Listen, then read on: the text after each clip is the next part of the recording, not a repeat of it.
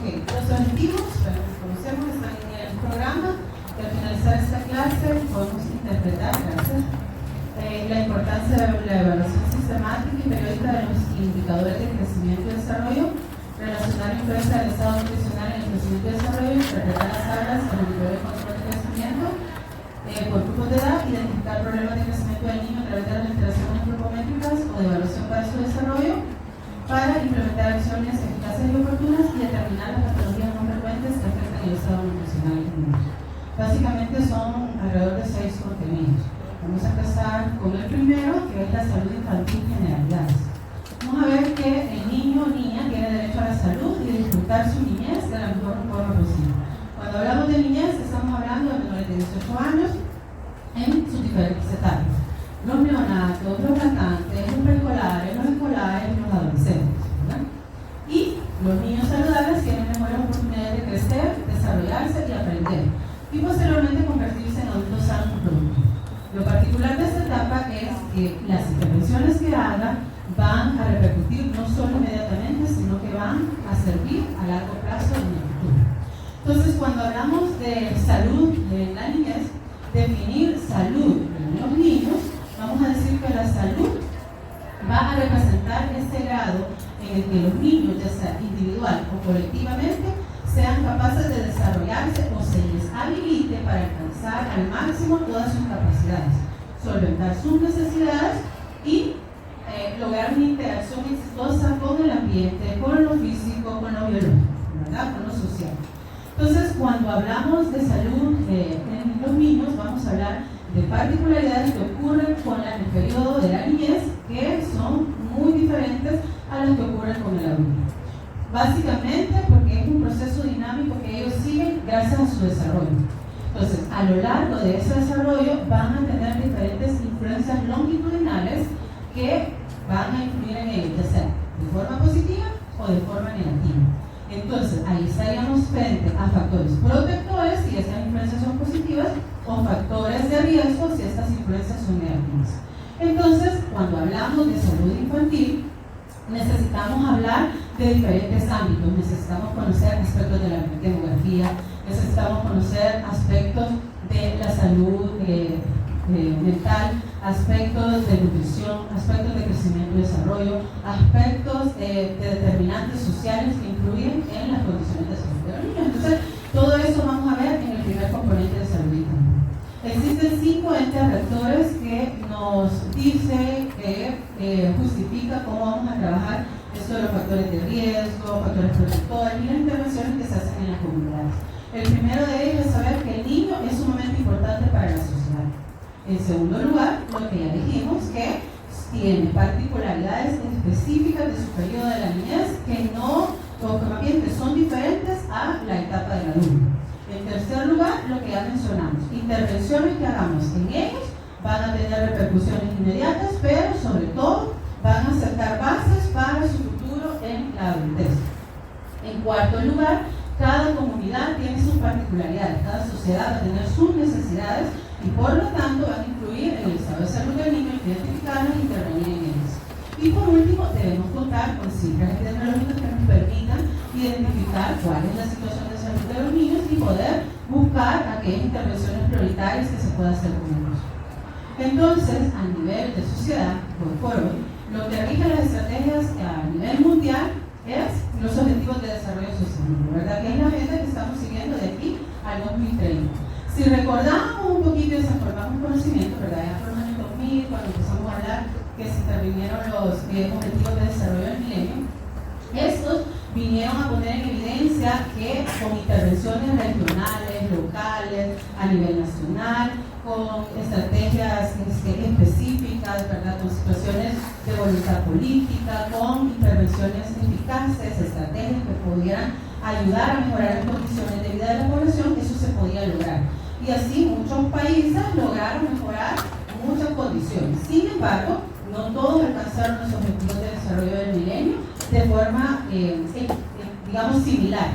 Incluso en los mismos países tuvimos quienes alcanzaron más o menos con respecto a las metas que se planteaban. Entonces, eso ocasionó que al finalizar estos objetivos en el 2015, ¿verdad?, surgiera la nueva agenda de una forma más integral y pensáramos, bueno, hubieron avances, pero muchos de esos avances en promedio quedan enmascarados varias carencias que no se lograron. Entonces, tenemos que buscar algo que sea más sostenible, algo que sea amigable con la situación actual, ¿verdad? Cambio climático, ambiente, sociedad, economía, etc. Entonces, es ahí como surgen los 17 Objetivos de Desarrollo Sostenible que hacen que los diferentes países realicen diferentes estrategias para alcanzar cada uno de ellos que tiene sus propias metas. Entonces, como esto va orientado a mejorar las condiciones de salud de la población, claro que repercute en el niño.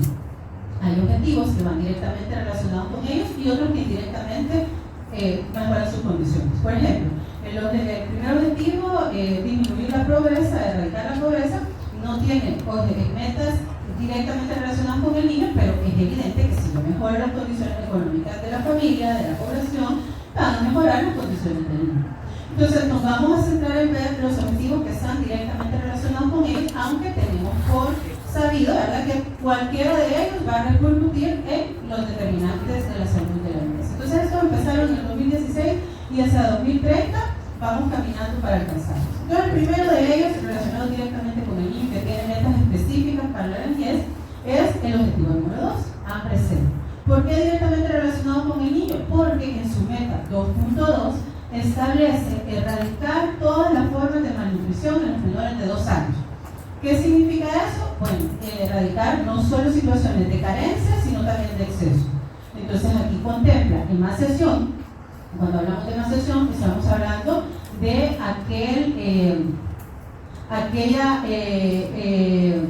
aquel peso que va a ser menor a la estatura correspondiente, ya sea longitud o talla, o aquel índice de masa corporal menor a la edad que le corresponde. Esa es emanciación. Vamos a hablar de menos 2 desviaciones estándar que se van a encontrar esos parámetros, esos indicadores.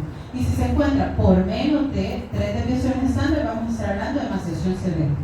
Vamos a contemplar retraso del crecimiento, que aquí estamos hablando de aquel niño que tiene una talla baja para la edad que le corresponde. Aquí estamos reflejando problemas nutricionales crónicos, ¿verdad? Es decir, una desnutrición crónica, con serias repercusiones para la niñez, ¿verdad? Sabemos que todo el que tiene una desnutrición crónica, un retraso del crecimiento, está asociado con más infecciones comunes que pueden desencadenarse de forma mortal en el niño, infecciones más frecuentes y más severas, retraso cognitivo, bajo rendimiento académico, ¿verdad?, que están íntimamente relacionados con eso.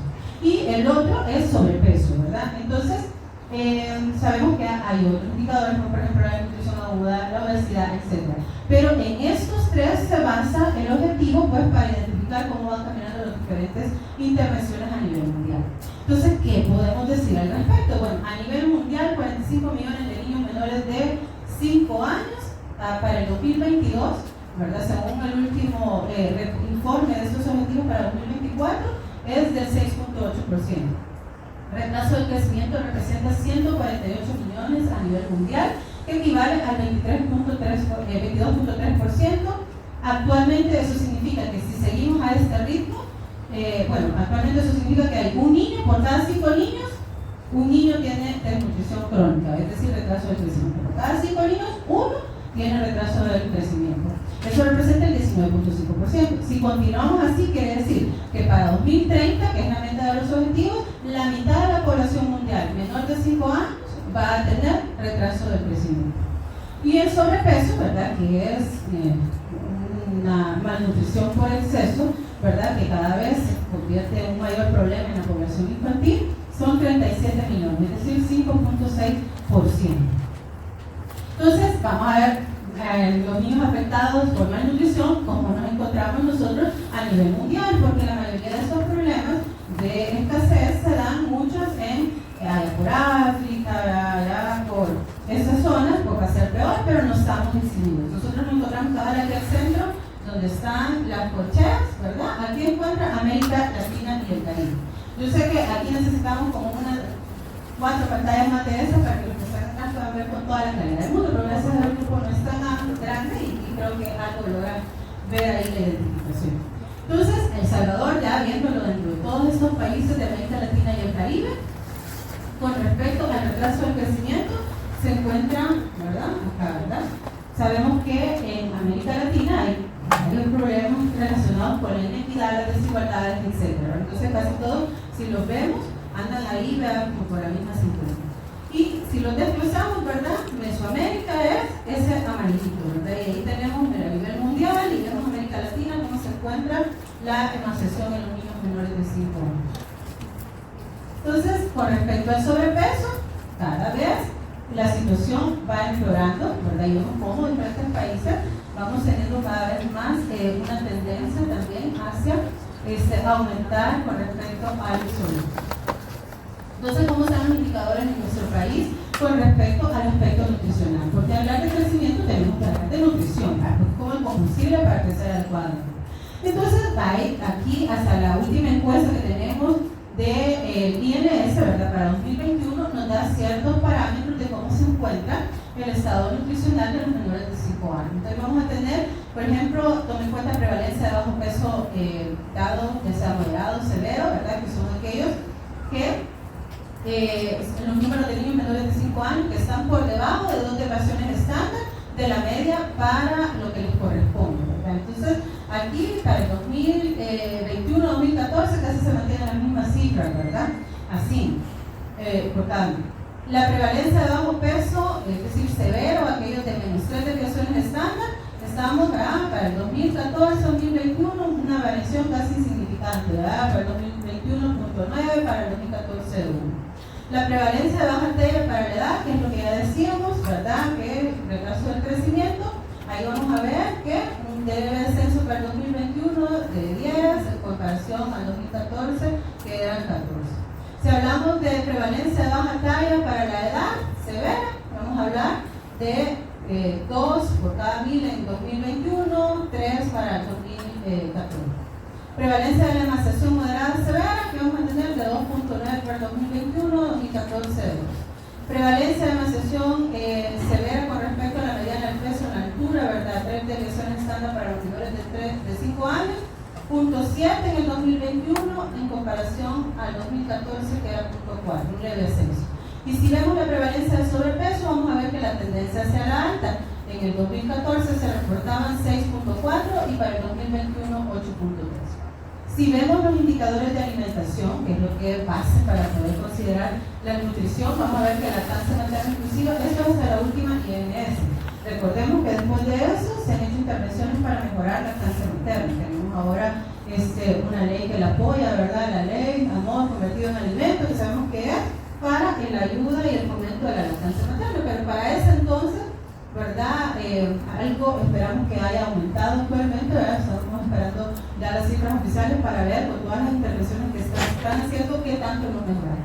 Porque para 2021 se reportaban apenas 45.3% de niños que han recibido lactancia materna exclusiva, ¿verdad? Incluso menos de la reportada en el 2014. Lactancia apropiada para la edad, ¿verdad? Estamos hablando del porcentaje de niños entre los 0 y 23 meses que son alimentados apropiadamente, ¿verdad? Ahí teníamos un 63% para el 2021, en comparación al 2014, 65.7%. Introducción de los alimentos sólidos, semisólidos y blandos, un porcentaje de los niños entre los 6 y los 8 meses que recibieron sus alimentos sólidos, ¿verdad? Estamos hablando de un 90.1% en 2021. Alimentación mínima aceptable, ¿verdad? Que el porcentaje de los niños entre los 6 y los 23 meses de edad que tuvieron al menos la diversidad alimentaria mínima, ¿verdad? Con respecto, ¿verdad?, a lo que les corresponde para su edad, en el 2021 43.9 y en el 2014 67.3. Alimentación mínima aceptable de los niños no amamantados. La primera es los niños que reciben pecho y que a la vez tienen diversidad alimentaria. Vamos a decir que es eso. Estamos hablando de un 39.8 con respecto al 2014 66.3. Si se fijan, cada vez los indicadores van para peor. Cuando hablamos de diversidad alimentaria, ¿a qué se refiere? Se refiere que el niño por lo menos ha recibido 4 de los 7 grupos que están establecidos para considerar una diversidad alimentaria en su nutrición. ¿Cuáles son esos 7 grupos de alimentos? En primer lugar, todo lo que consideramos granos, raíces o tubérculos, ese es un grupo. En segundo lugar, todo lo que consideramos frutos secos. En tercer lugar, lo que son lácteos, ahí entra el yogur, el queso, la leche, el conocemos como lácteos. En cuarto lugar, todo lo que son carnes. Ahí entra carnes blancas, carnes rojas. En quinto lugar, el huevo solo por sí solo, ¿verdad? El grupo 6 es los alimentos, frutas y verduras que son ricas en vitamina A. Y el séptimo grupo son frutas y verduras diferentes a las que son ricas en vitamina A. Entonces, con 4 de esos 7 grupos que incluyen en el plato el niño, estamos hablando que cumplió la diversidad alimentaria. Entonces, por ejemplo, me dicen, ¿qué he comido? Bueno, comió arroz, otro grano. Comió huevo, otro grupo. Tomó leche, ahí van 3. Y solo me falta uno más. Comió espinaca, ¿ya? Rica en vitamina A. Ahí tengo 4 alimentos y eso me da diversidad alimentaria. ¿Estamos hablando de un plato caro para nuestra sociedad? No me cuento un huevo, la espinaca, bueno, el huevo está caro. La leche también un poquito, pero no se necesita que obligadamente tengas que comer carne roja que vale como 4, un poquito más la libra, ¿verdad? Entonces, frecuencia de alimentación, vamos a hablar que de los 6 a los 23 meses, ¿verdad?, que recibieron al menos 2 tomas de leche durante el día anterior, 75.4% con respecto a 82 en el 2014, diversidad alimentaria mínima, lo que acabamos de hablar, pero por lo menos 4 grupos de los que le corresponden, 61.3 respecto a 78.3, y frecuencia mínima de comida que le corresponden para la edad, ¿verdad? Sabemos que entre los 6 meses y los 23 meses, por lo menos 4 veces al día debe comer, son 65.6% con respecto al 86.4% en el 2014. Entonces, ¿qué repercute eso? Bueno, peso por debajo de lo normal, tiene mayor riesgo de morir por infecciones comunes, aumenta la frecuencia y gravedad de infecciones y contribuye al retraso en la recuperación. Aparte de eso, la baja nutrición durante los primeros 1000 días de vida vincula a una capacidad cognitiva deteriorada y un menor desempeño escolar y laboral. Importante que lo recordemos para la tasa de desarrollo menor. Retraso en el crecimiento. Aquí estamos hablando, ya dijimos, que es una nutrición insuficiente durante tiempos prolongados, ¿verdad? Y eso se asocia a un menor desarrollo cognitivo y físico. Lastimosamente, las repercusiones cognitivas que tengamos por esta causa difícilmente las vamos a recuperar, como en los casos en los que no hubiéramos sufrido eso. Intervenciones de eficacia comprobada. Lo más importante de esto es que las intervenciones de eficacia son de bajo coste para la sociedad. Hay incremento de la nutrición materna. Eso implica antes del embarazo, durante el embarazo, ¿verdad?, y durante la lactancia. Entonces, ¿qué significa eso? Tengo una madre nutrida. ¿Cómo puedo garantizar que ese bebé que se está formando en el vientre o ese que le está alimentando con el pecho tenga una adecuada nutrición si la madre no tiene suficiente nutrición, ¿verdad? Entonces, mejorar el incremento de la nutrición materna. En segundo lugar, la lactancia materna exclusiva. ¿Cuándo necesitamos la lactancia materna exclusiva? Los primeros 6 meses. ¿Y qué conocemos y definimos como lactancia materna exclusiva? Aquel bebé que se alimenta exclusivamente al pecho, a excepción de sales de rehidratación, medicamentos, micronutrientes. ¿Cuál es la que recibe algo más? Por ejemplo, le dan agua, le dan fórmula, le dan juguitos, ¿verdad? Esa es lactancia materna predominante. Y la que sigue después de la exclusiva es la complementaria. Yo ya alimento al bebé y continúo dando el pecho. ¿Hasta cuándo debemos dar lactancia materna complementaria? Hasta los 2 años. Entonces, adaptación segura, ¿a qué se refiere eso? A los 6 meses, yo se queda en el pecho, ya no es suficiente y necesito darle de comer. Pero necesito darle alimentos que sean adecuados para su edad, que calóricamente sean nutritivos y que aparte de eso sean seguros. Porque, ¿qué me sirve a mí? Le doy la papilla, pero va moqueada, no me lave las manos, lo contamino, le doy diarrea y empezamos el círculo de infecciones, malnutrición, etc. Entonces necesito adaptación segura. Y lo otro es la suplementación de micronutrientes apropiados, ¿verdad? El siguiente objetivo, el objetivo de desarrollo milenio relacionado directamente con la niñez, garantizar una vida sana y promover el bienestar de todos a todas las edades. En este estamos hablando que tiene diferentes metas, ¿verdad? Pero en relación a la meta 3.2 me habla de disminuir todas las muertes, o bueno, más bien, erradicar todas las muertes prevenibles de recién nacidos y menores de 5 años. Eso es lo que pretende esta meta. Entonces, ¿cuál es la tasa de mortalidad de niños menores de 5 años a nivel mundial después de haber establecido pues, las diferentes estrategias para mejorar y disminuir la mortalidad de los niños. Bueno, partimos de la línea de base ya por 1990, ¿se acuerdan? Cuando se implementaron los Objetivos de Desarrollo del Milenio, no empezaron en el 2000. Ellos sí, pero la línea de base partió de las cifras que tenían en 1990. Ya como quien dice, te voy a dar una ventaja, mira, no empecemos aquí en el 2000, empecemos más atrás, para que salgan mejor favorecidos los porcentajes. Entonces allá empezamos en el 1990. A partir de ahí teníamos 90 muertes de niños menores de 5 años por cada 1000 nacidos vivos. Prácticamente con todas las intervenciones que se han hecho en esencia preventivas, se ha logrado reducir prácticamente a la mitad a nivel mundial. De manera que en el 2015 estábamos registrando 43 muertes por cada 1000 nacidos vivos y ahí hemos ido en descenso, ¿verdad? Para el 2021, 38 por cada 1000 nacidos vivos, en el 2022, 37 por 1000 nacidos vivos y desde el 2015 hasta el 2022 eso representa una reducción del 14% de todas las muertes de los niños menores de 5 años. ¿Cómo lo hemos logrado? A expensas de acciones preventivas. Inmunización, mejorar la nutrición, mejorar la lactancia materna, o sea, cosas preventivas en esencia. Curativas, sí, intervenir apropiadamente, ¿verdad? Con los diagnósticos y tratamientos oportunos, sí, pero la base de todo esto es preventiva.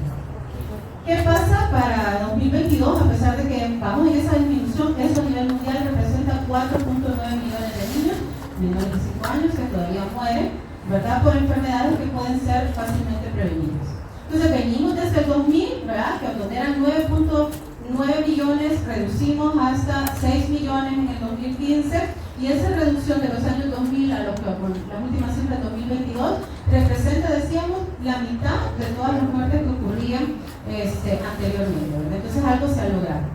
Algo importante a recalcar es que del total de esas muertes, 2.3 millones ocurren en el periodo neonatal, ¿verdad? Esto en los menores de 18 días a menos, ¿verdad? La mitad de todas esas muertes. Entonces, ¿cómo se encuentra la tasa mundial de mortalidad neonatal? También ha disminuido, si no, no logramos disminución, si de ahí es donde está la mayor parte, ¿verdad? Entonces, del 2015, 20 por cada 1000 nacidos vivos, 2021, 18 por cada 1000, en 2022, 17 por 1000 nacidos vivos, eso representa una disminución del 12% a nivel mundial de las muertes neonatales. ¿Cómo se encuentra El Salvador en materia de esta situación? Como hemos implementado diferentes medidas, hemos ido ahí disminuyendo también, gracias a Dios. Pasamos de la encuesta de empezar allá 2002-2003 desde tener 30 muertes de niños menores de 5 años, ¿verdad? Por cada 1000 a la del 2021, 18.2. Y si se fijan, el mismo comportamiento que a nivel mundial, ¿verdad? ¿Dónde está la mayor parte de muertes? En la tasa de mortalidad neonatal, ¿verdad? Para el 2021, 7.2 con respecto a la del 2002, que era de 13, ¿verdad? Entonces, para la mortalidad postnatal, que estamos hablando del de 28, mayor a 28 días, o sea, 29 días hasta el año de edad, estamos hablando que el 9.4%. O sea, si a eso le resta el 7.2, el resto, el 2.2, ¿no? Es lo que le corresponde al periodo postnatal. Y si a eso le sumamos, a eso me hace esos dos periodos, 16.6, y eso es la mortalidad infantil, que la mortalidad infantil, los que mueren abajo del año de edad. Entonces, del año de edad a los 5 años, 1.6, esa es la tasa de mortalidad de la niñez. Entonces, ¿dónde está la mayor parte de muertes? En el periodo neonatal. ¿Qué pasa para el año 2023? Se registra, ¿verdad? Según el último informe de labores, que son las cifras oficiales del Ministerio, una tasa de mortalidad para los niños menores de 5 años de 10.2 por cada 1000 nacidos vivos, una tasa de mortalidad infantil de 8.6 por cada 1000 nacidos vivos y una tasa de mortalidad neonatal de 5 por cada 1000 nacidos vivos. ¿Por qué mueren en esas etapas? Bueno, que saberlo para poder hacer algo, ¿verdad? Entonces, en el periodo neonatal, principalmente por prematurez, por malformaciones congénitas, por síndrome de dificultad respiratoria. Intervenciones se han hecho si no hubiéramos logrado estas reducciones. A pesar de ello, bueno, podemos registrar prematurez, dice el informe del 2024, que es el informe de la 2024, dice, ha reducido la prematurez a un 7.9% en comparación al 2022, el año previo, ¿verdad? Estamos hablando de 8.2. De 8.2 bajó a 7.9. Poquito, sí, pero mejoró, ¿verdad? Ahí va, por lo menos son vidas que hemos salvado con ese porcentaje que se ha reducido, ¿verdad? Pero aún así siguen naciendo prematuros. Nada más yo estoy por turno hoy y amanecí a las 4 de la mañana como un inmaduro, de 790 gramos, ¿verdad? Y que, lastimosamente, por las condiciones, a las 4 le estábamos dando horario establecido. Entonces, igual, ¿verdad? 24 semanas, cuántas secuelas puede tener ese bebé, etc. ¿verdad? Entonces, ¿por qué llegar a eso? Mejor prevengamos la premanización. Malformaciones congénitas, ¿cuáles? Aquellas que se ponen en peligro la vida. No estamos hablando de sexto dedito, estamos hablando de malformaciones neurológicas, malformaciones cardíacas, ¿verdad? Síndrome de dificultad respiratoria y entra diferente, ¿verdad? Puede ser por enfermedad de membrana hialina, que también está relacionado con los prematuros, entre otros. Entre los menores de 5 años, las principales causas, bueno, las malformaciones congénitas se convierten en la segunda causa de muerte si incluimos a los recién nacidos, ¿verdad? Pero en términos generales, siempre las enfermedades prevalentes, la neumonía de la cabeza, la diarrea como segunda causa de muerte y la desnutrición proteico-calórica severa, ¿verdad? Que están ahí, que me agrava las otras dos enfermedades prevalentes de la infancia. ¿Qué hay que tener en cuenta? Dijimos que hay que hablar de cosas de sociedad y de determinantes para poder entender la salud, ¿verdad? Entonces, en promedio, las tasas de mortalidad de los menores de 5 años van a estar afectadas por las condiciones de vida y los determinantes sociales en los que están inmersos. Dentro de ellos, la pobreza, la zona donde viven y el nivel educativo de sus progenitores. Es así que vemos que los hogares que son pobres, ¿verdad? Van a tener casi el doble de riesgo de mortalidad en sus niños. Las zonas rurales, ¿verdad? Eso tiene una probabilidad de 1.7 veces más de morir antes de los primeros 5 años, ¿verdad? Que es cuando más problemas tenemos. Y la educación también es un punto importante. Las disparidades en esto me dicen que es el determinante más poderoso para incidir en esto, ¿verdad? Aquí estamos hablando que la inequidad de supervivencia se puede ver afectada por madres con educación que son menores a los 10 años de educación. Se habla que para poder favorecer unas mejores condiciones de sobrevida del niño, yo necesito por lo menos 10 años de escolaridad en la madre. Aquí no estamos hablando de que solo que sepa leer y escribir. El proceso de educación me sirve para muchas cosas, para la resolución de conflictos, para aprendizaje, toma de decisiones, otras situaciones, mejores niveles educativos, mejores oportunidades, etc. O sea, me favorece en diferentes maneras. Entonces no me basta con que sepa leer y escribir. Yo necesito por lo menos 10 años de educación en la madre para mejorar la sobrevida de los niños. Determinante social más importante de todos. ¿Y cuáles son las condiciones en nuestro país? Bueno, hasta el último censo que se reportó ya hoy, es que nos estuvieron censando a todos, ¿verdad? Y que dieron las entregas de cómo salimos, dice que somos 6.029.796 personas. Según la última encuesta de hogares de propósitos últimos del 2022, reportaba 6.300 y algo. Ya en esta, casa por casa, 6.029.796. A la cabeza las mujeres con un 52.8% y 47.2% los hombres. Hay más mujeres que hombres, ¿verdad? Y dentro de ellos muchas de las mujeres se encuentran en edad fértil. Pero de las cosas que reflejó este censo, no sé si ya vieron los resultados, pero de las cosas que reflejó es que a pesar de que hay muchas mujeres en edad fértil, la tasa de fecundidad es un poquito menor que las registradas en censos anteriores, ¿verdad? Y el número de hijos que tienen por hogares también anda ahí en promedio de 2 a 3, ¿verdad? Más o menos. No refleja este censo de vivienda, pero cuando tienen casa propia, se centra a ver eso, pero no me reflejaba rural y urbana. Por eso ocupamos siempre lo que refleja la encuesta de hogares de propósitos múltiples del 2022, que me dice que en área urbana equivale al 61.7% y en área rural un 38.3%. O sea que si decimos que por el lugar donde viven tienen mayor riesgo, ya vamos pensando más o menos cuántos niños pueden estar en riesgo.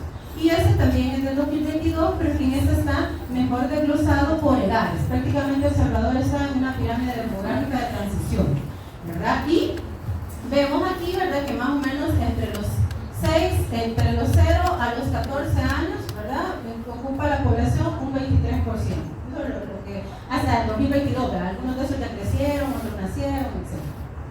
Entonces, los esfuerzos para combatir las enfermedades transmisibles, dijimos, vienen dados por diferentes situaciones que me ayudan a prevenirlas y que eso me evita millones de muertes, pero se ven amenazados por desigualdades y por amenazas emergentes. La vacunación es algo sumamente importante, me salva de 4.4 millones de vidas. Sin embargo, con el COVID tuvimos serios retrocesos con la cobertura y si a eso le sumamos todos los antivacunas, peor. Basta ver ¿Cómo está Texas ahorita? Con el sarampión, ¿verdad? Entonces, ya primera muerte reportada. Yo no he visto noticias de allá para ahora, no sé si se volvió a más. Pero ¿por qué tiene que estar muy valiente de sarampión en esas alturas? Y peor en un país desarrollado como Estados Unidos, que se lo lleva de que hoy, ¿verdad? Entonces, 1 de cada 5 niños para el 2023, para el reporte del 2023, ¿verdad? Había faltado, ¿verdad? O tenía 0 dosis de vacunas que son importantes, que me salvan de enfermedades que me previenen pues las vacunas. Entonces 21 millones de niños se quedaron sin vacunas vitales para el 2022. Obviamente nuestro país, al dinero que a nivel mundial ocurre, ¿verdad? Con la pandemia tuvimos retroceso en la cobertura de la vacunación y ahí poco a poco para el 2023 se empezó a decir, no, vamos casa por casa y vacunamos, porque si no, necesitamos por lo menos 95 para arriba de cobertura pues para poder garantizar protección contra esas enfermedades. Entonces ahí vamos de poquito recuperándonos, ¿verdad? Sobre todo en las primeras dosis de las vacunas. Para la segunda dosis ahí nos quedamos por debajo de la cobertura todavía para lo reportado para el 2023. Y es una lástima, ¿verdad? Porque en julio del 2023 se lanzó el esquema de vacunación que estamos ahorita vigente del 2024, uno de los más completos, porque ahora me incluye además hepatitis A, me incluye varicela, ¿verdad? Que eran antes, no las podían recibir los niños si no iban y la pagaban privada. Entonces, falta que ver cómo estamos con la cobertura y el acceso que está disponible. Pero en el esquema está, ¿verdad? Entonces hoy lo podemos buscar. Y lo otro, el virus del papiloma, que ya se lanzó hace rato y que no hemos logrado la cobertura que se quiere lograr, lastimosamente. Cuarto objetivo de desarrollo sostenible asociado a la vida. Garantizar una educación inclusiva, equitativa, de calidad y promover oportunidades de aprendizaje permanente para todos. Aquí hay 2 metas que están directamente relacionadas con el niño. La 4.1 que me dice que garantizar que todos los niños alcancen y terminen la educación primaria y secundaria y que tengan acceso a educación gratuita, de calidad, ¿verdad? Y equitativa. Y el 4.2 que me dice que los niños tengan acceso a cuidados para el desarrollo y educación preescolar. Pues todo. Siempre el kit era con uno ya. ¿Para qué? Pobrecito niño. A los 4 añitos, yendo al niño, no, doctor, ni de ahí, ya no pagan en la educación, no, mejor hasta primer grado, si hay que empezar lo bueno, que ellos ponen a leer, ¿verdad? La educación preescolar es base importante para mejorar oportunidades a futuro en cuanto a educación, oportunidades, desarrollo, etc. Entonces, parte de eso. Este objetivo ha tenido un progreso lento desde que se iniciaron los objetivos de desarrollo sostenible. A pesar, no podemos echarle solo la culpa a la pandemia, porque antes de la pandemia, para 2019, se planteaba el 58% de nivel mínimo de competencia de lectura, ¿verdad? Entonces, ¿por qué? Y evaluaciones recientes hablan de una disminución significativa de los puntajes de matemática y lectura en muchos países. Muchos países enfrentan desafíos como infraestructura educativa inadecuada, escasez de docentes y capacitación docente insuficiente. No nos vamos a meter a hablar de la situación actual del país, pero yo espero que ustedes, como buenos médicos a futuro, vayan generando su pensamiento crítico, vean noticias, pero no solo vean el chero, vean, no solo vean más, se les cortó, no, que es una falta de respeto para el periodismo, porque nadie dice nada, ¿verdad?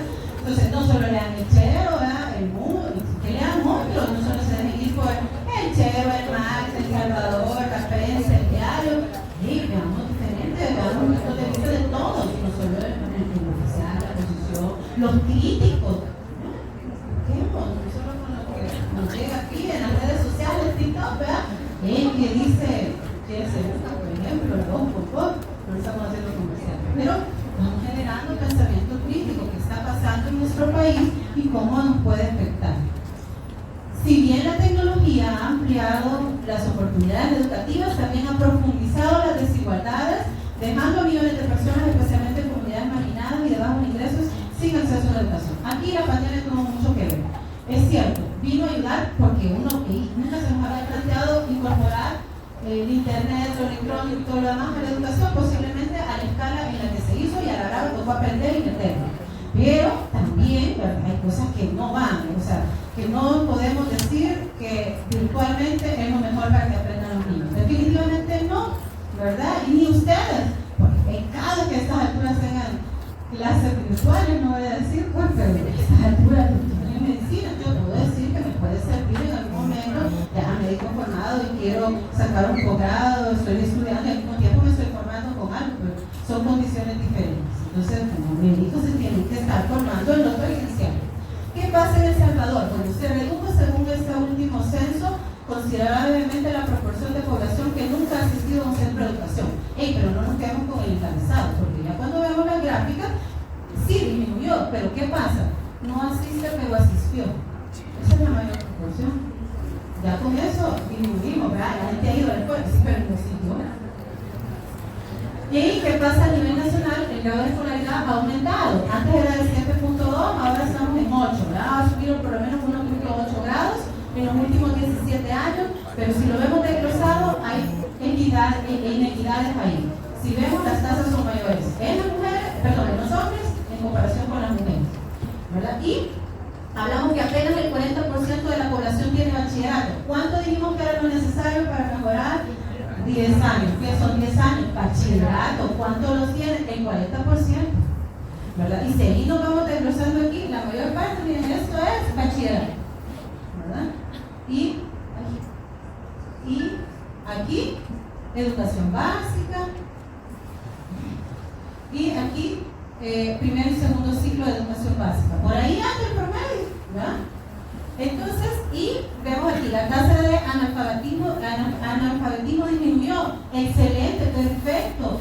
Que la gente no, o sea, logre leer y escribir, está bien, estamos bien en eso, pero ya dijimos, no solo basta aprender a leer y escribir. Y nuevamente vemos, ¿verdad?, las disparidades en cuanto a mujer y hombre, ¿verdad? En El Salvador, a pesar de que el promedio de escolaridad es de 8, no es a lo largo de todos los departamentos.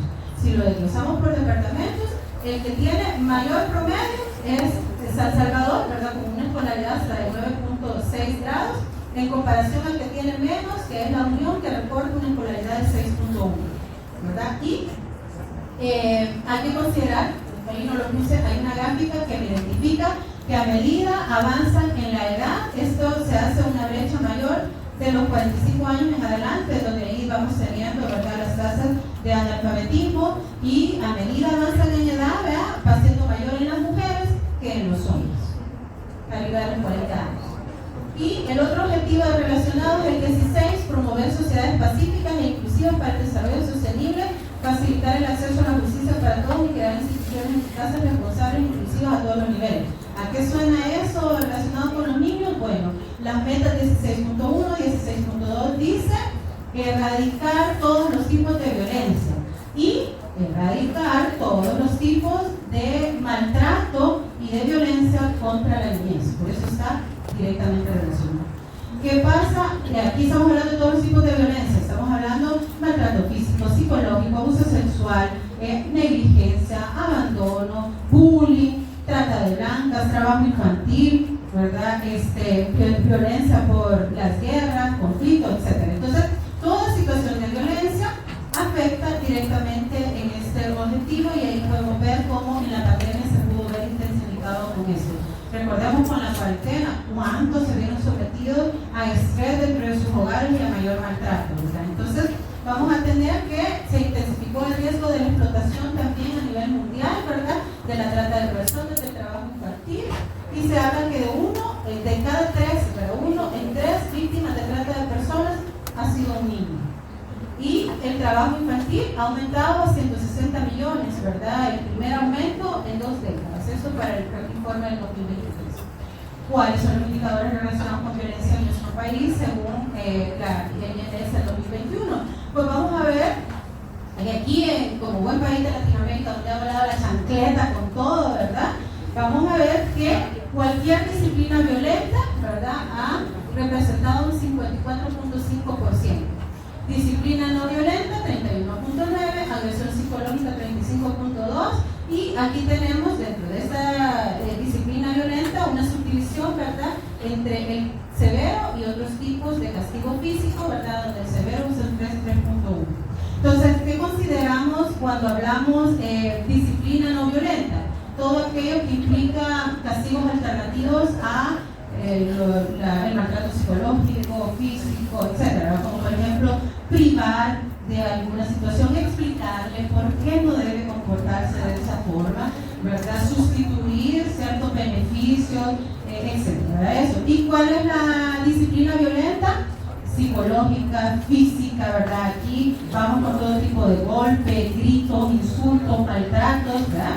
¿Y cuál es la que consideramos severa? La severa va a ser cuando tenemos castigos en cuanto a la física, que me involucran cabeza, ¿verdad?, oídos,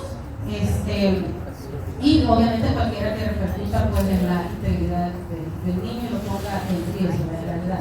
Aquí está cómo está reflejado cualquier método violento, y de ahí pues se desglosan los castigos físicos severos, el castigo físico y la agresión psicológica.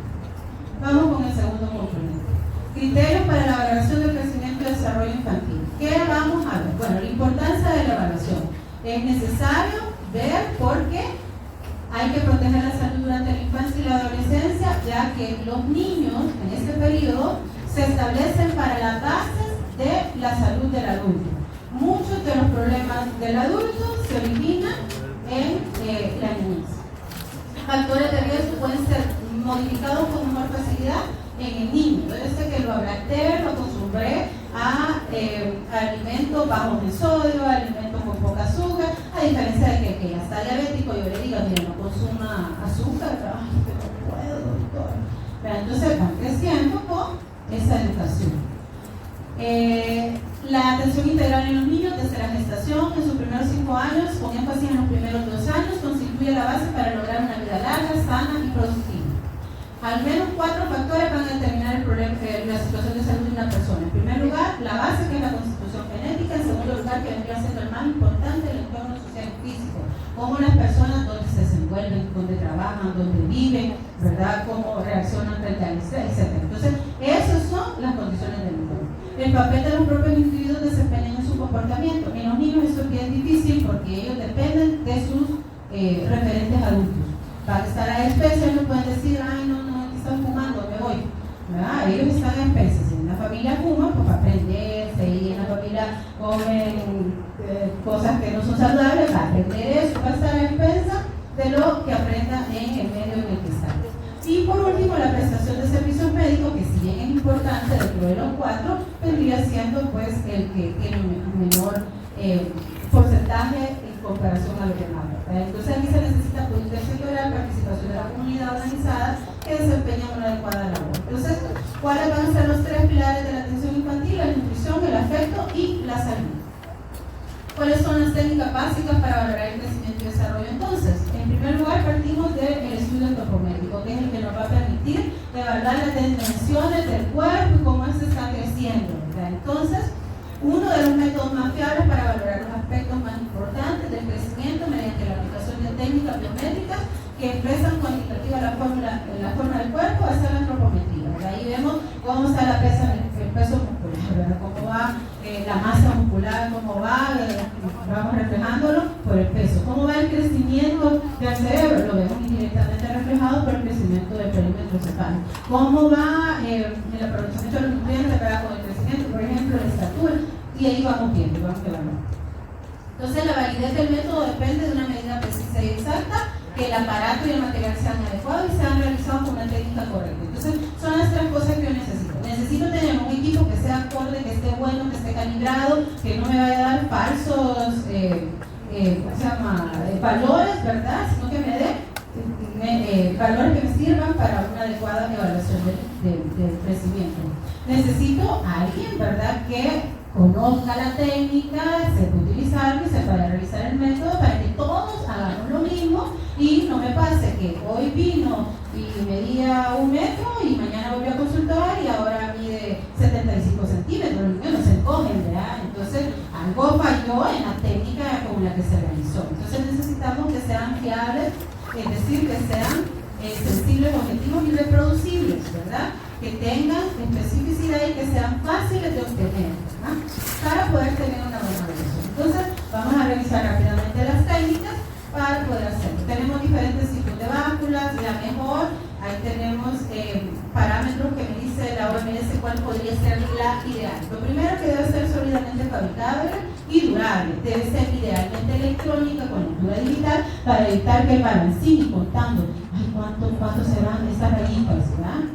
Mediciones exactas hasta de 150 kilogramos, mediciones con una medición precisa por lo menos 0.1 kilogramos, es decir, 100 gramos, y que permita la toma de peso reprogramado. Eso es lo ideal. ¿Cuál es la función de TARA? La de peso reprogramado es que al niño yo necesito ponerle una mantita para que no ponerlo aquí, vea, en el lado, y entonces le pongo la mantita y rasco el peso. No, entonces con la función de TARA pongo la mantita, con la báscula apagada, y cuando le enciendo se programa a cero, ya tomando en cuenta el peso del galvante, entonces yo no tengo que descartarle nada. Si tengo pesos hasta 150, ay, ese niño no se deja pesar, bueno, subamos la báscula apagada, la encendemos y le damos al niño. O sea, cuando le encendemos, la báscula aparece a cero con mi peso, ¿verdad? Le doy al niño y solo me registra el peso del niño. Eso es peso reprogramado. No siempre lo vamos a tener, ¿verdad? Partimos de ahí y de ahí vamos viendo todo lo demás. La tenemos electrónica, de balancín, etc. Lo importante es que las de baño no son adecuadas, se descalibran súper fácil y no me dan mediciones exactas. No tengo otra cosa, a veces en la comunidad sí lo tocaba, ¿verdad? Pero no es la correcta, no es la adecuada. Y hay otras en las comunidades como esa, ¿verdad? No es que esté midiendo ahí frijoles en la báscula, así que es un niño. Entonces, según la comunidad. Entonces vamos a ver lo básico de una báscula de palanca y plataforma, que son las que solemos tener, aunque hoy ha habido mucha inversión y muchas se han comprado electrónicas. Por ejemplo, la que yo tengo la ventaja de tener la emergencia, ambas son electrónicas, nuevecitas de paquete, ¿verdad? Entonces, aquí, ¿verdad? Tengo un ajuste del tornillo que es el que me va a permitir calibrarlo, ¿verdad? Tengo la viga de los kilos, la viga de las fracciones y tengo donde se mide la flechita, ¿verdad? Para la medición. Esto debe estar calibrado. Si esto está abajo o está arriba, quiere decir que está descalibrado. Y la calibro con el tornillito, ¿verdad? En función del ajustador a cero. Esto se mueve hacia adelante, hacia atrás y me permite mover el balancín de manera que quede a cero. Cuando ya está balanceado, entonces yo puedo colocar y hacer las mediciones como corresponden, ¿verdad? En la superficie de la báscula. Entonces colocamos la báscula en una superficie plana horizontal, de manera que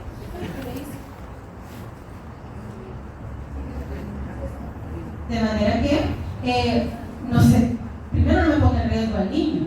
Nosotros hemos pasado un proceso de renovación ahí, hay un tiempo que, ¿y dónde lo vamos a pesar? Ay, pongamos la báscula, pongamos que es esto, solo que en lugar de inclinado, recto, ¿verdad? Entonces aquí es un hoyo, no pongo esto, y solo aquí arriba y arriba. Le damos, pongamos la báscula, queda, sí, aquí queda una parte, aquí queda la otra, aquí pesémoslo. No lo voy a pesar ahí. Primero el riesgo que me caiga el niño con toda la báscula. Y segundo, no me va a dar una medición exacta, se mueve, etc. Entonces necesito una superficie adecuada para poder medir como corresponde. Calibrar la báscula, que ya lo dijimos, preparar al niño. ¿Qué es preparar al niño? Le quitamos el exceso de todo, ¿verdad? Porque lo voy a pesar, para eso va a ser con la carterita, con el abrigo, el gorrito, los zapatos, todo eso pesa. Entonces a la hora que yo lo pese me va a dar más de lo que le corresponde. Entonces debe ser con lo mínimo de ropa necesaria. De hecho, los lactantitos, recién nacidos, se pesan chuloncitos, ¿verdad? Solo el pañal puede ser un cambio en el peso y sobre todo si ha hecho pipí o pupú, pesa más. Entonces quito todo el exceso. Obviamente los niños más grandes guardan su pudor, no los dejan chulones ahí, ¿verdad? Entonces lo mínimo necesario, por lo menos me quito lo que dijimos, la carterita, la mochilita, los zapatos, todo lo que me genere exceso de peso. Y luego colocar al niño en el centro de la plataforma y hacer la medición como corresponde, ¿verdad? Que los niños no le queden colgando los pies, ¿verdad? Porque de repente ahí lo ponen y los pies tocando abajo y pesa como 3 kilos menos de lo que le corresponde. Entonces, igual, ¿verdad? Esta es la electrónica y son el control de tiempo. Entonces, vamos a ver ahí cómo va. Ahí va. Entonces, verificar que todo esté dentro de la báscula, procurar que no se mueva, ¿verdad? Y las oscilaciones deben ser rápidas. Y deslizar la viga hasta donde me registre el peso. Ahí es muy interesante.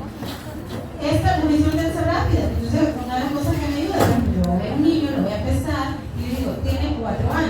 yo sé que a los 4 años pesa 16 kilos.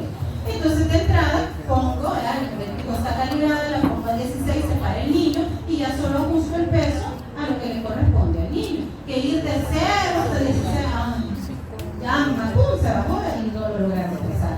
Entonces la rapidez es importante. Entonces a medida lo voy haciendo, yo voy viendo que tiene 4 años, pero pesa como unos 30 kilos, ¿verdad? O pesa menos, y ahí uno más o menos va ajustando para que la medida se haga cada vez más rápida, ¿verdad?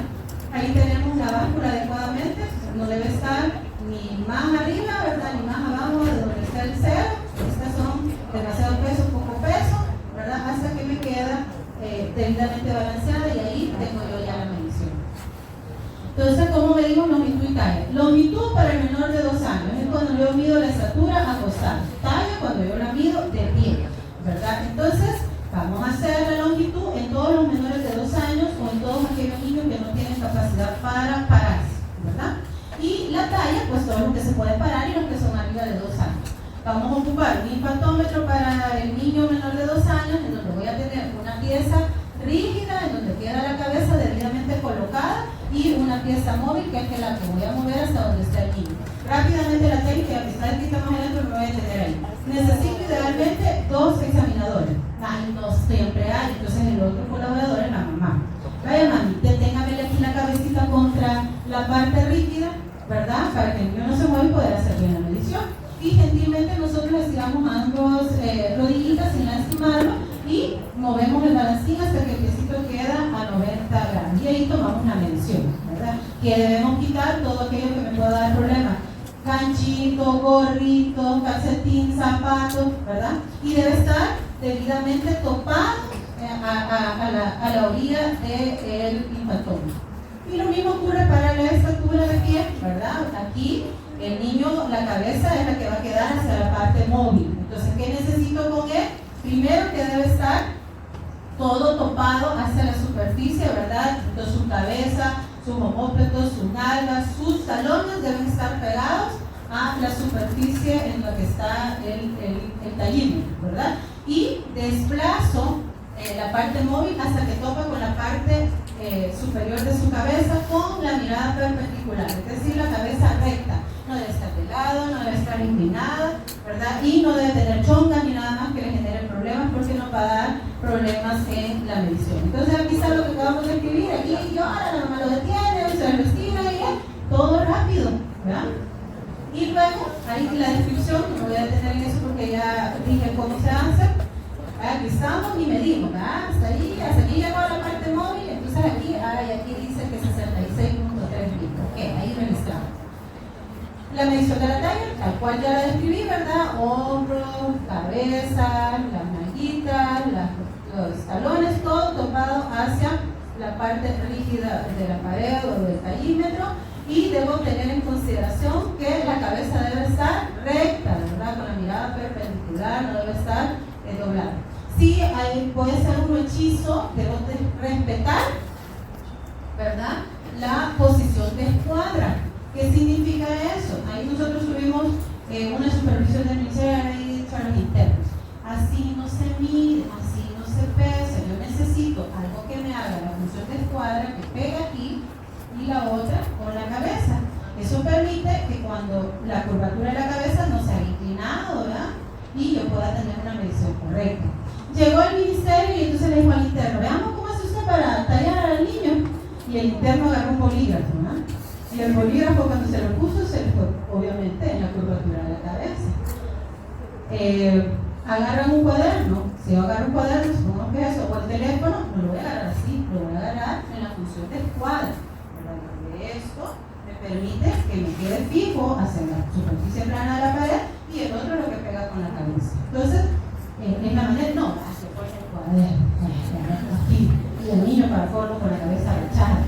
Entonces eso generó reporte del ministerio, la dirección, y después hay que capacitar al personal para que podamos tener un adecuado registro de las medidas, porque si no, no podemos medir bien crecimiento y desarrollo.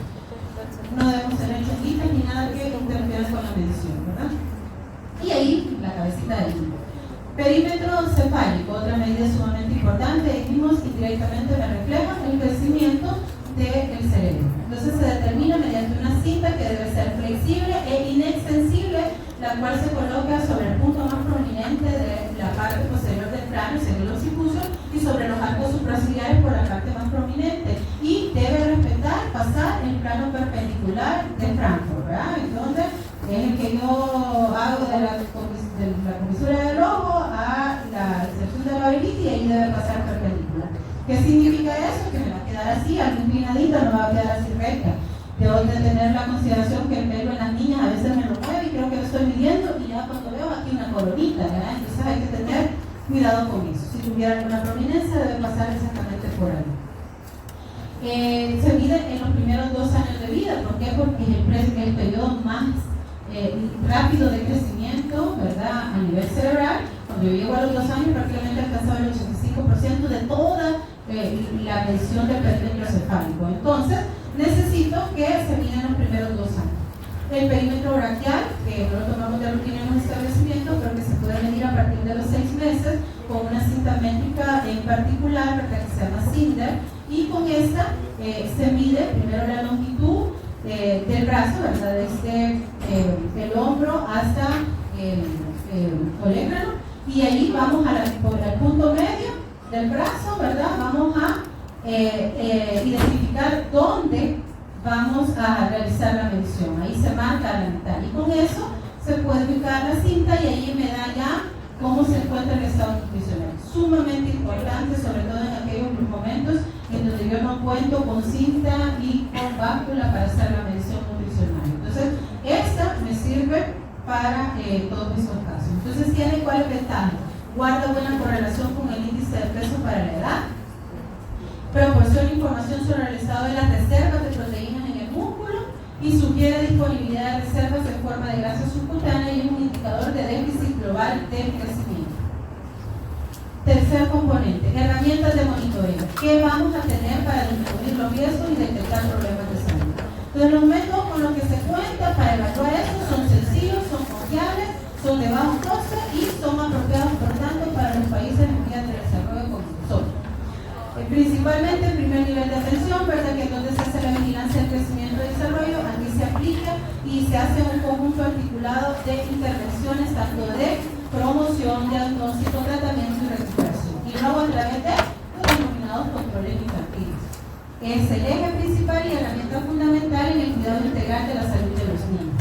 Entonces, ¿a qué se refiere la vigilancia del crecimiento? Ya dijimos que son atenciones integradas que van desde el nacimiento hasta los 9 años. ¿Por qué? Porque de los 10 años en adelante empieza el programa del adolescente. Y contribuye a su crecimiento y desarrollo óptimo a través de acciones de promoción y prevención, de atención temprana y acciones específicas para lograr su corrección oportuna. El que no se caiga de la cama, ¿verdad? Expliquémosle a la mamá que ahorita que llegó a los 6 meses y que ya se puede girar, posiblemente tiene mayor. Entonces, que no lo deje solo en la cama porque se va a caer. Que no se quede porque jaló el mantel, ¿verdad? Y se trajo el café caliente, la sopa, etc. No, mire, señora, ya el niño, ¿verdad? Tiene que tener esos cuidados, ¿verdad? Y ahí vamos dando atenciones preventivas. Entonces, los objetivos de la vigilancia son promover y proteger la salud de los niños a través de actividades educativas, prácticas saludables de crianza, prevención de enfermedades, ahí va inmunización, identificación temprana de riesgos, tanto sociales, medioambientales, psicológicos y biológicos, y la otra es detención oportuna y hacer un tratamiento oportuno. Ayer hubo una auditoría del hospital, murió uno de los niños, algunos niños se van a auditoría, ¿verdad? Y era un niño que a nosotros nos llevó un mes, un cardiópata, entonces, cuando veían la atención, ¿verdad? Fue a primer nivel, a segundo nivel, y entonces ven primer nivel, lo identifican, el tamizaje, se lo tomaron, no identificó la cardiopatía, entonces no la identifica al 100%, pasó, pero cuando llegó el médico de la atención en la unidad de salud, identificó que tenía un soplo, y dijo, hey, tiene un soplo, y le llevamos a ver en un mes. ¿Tiene un mes? De nada me sirve identificarlo si no hago la atención oportuna. Vean, lo vamos a ver en un mes veámoslo, ¿verdad? Y le damos micronutrientes que no están indicados para esa edad. Le dije, pero ¿qué la doctora dijo? Micronutrientes en la clase. Sí, pero acorde como corresponde. Entonces yo necesito el conocimiento adecuado para intervenir como corresponde oportunamente. ¿Qué pasó? Al mes llegó la señora, el niño evidentemente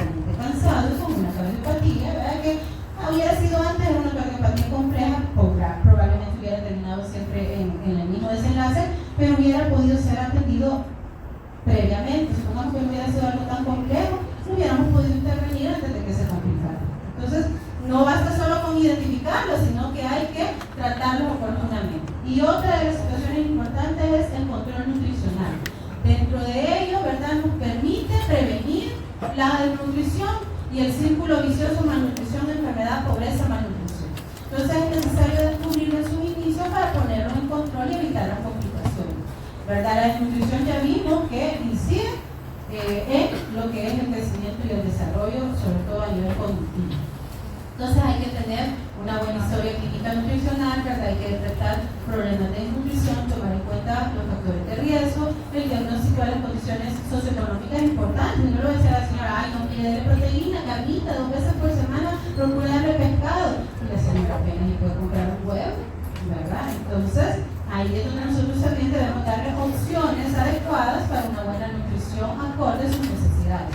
¿Cada cuánto hacemos los controles? Bueno, control, inscripción, lo ideal es que se haga en los primeros 7 días posterior al nacimiento. Eso es una inscripción temprana. Después de eso van a ser inscripciones tardías. Si fue inscrito tempranamente, lo ideal es que al mes se vuelva a revisar. Si no, ¿verdad?, si se inscribió tardíamente, puedo esperar hasta el control de los 2 meses y a partir de ahí cada 2 meses se va viendo durante el primer año y posteriormente, ¿verdad?, después del año nos vamos con cada 3 meses, después de los 2 años nos vamos cada 6 meses y entre los 5 a los 9 años por lo menos una vez al año o idealmente 2 veces al año si las condiciones lo permiten mejor.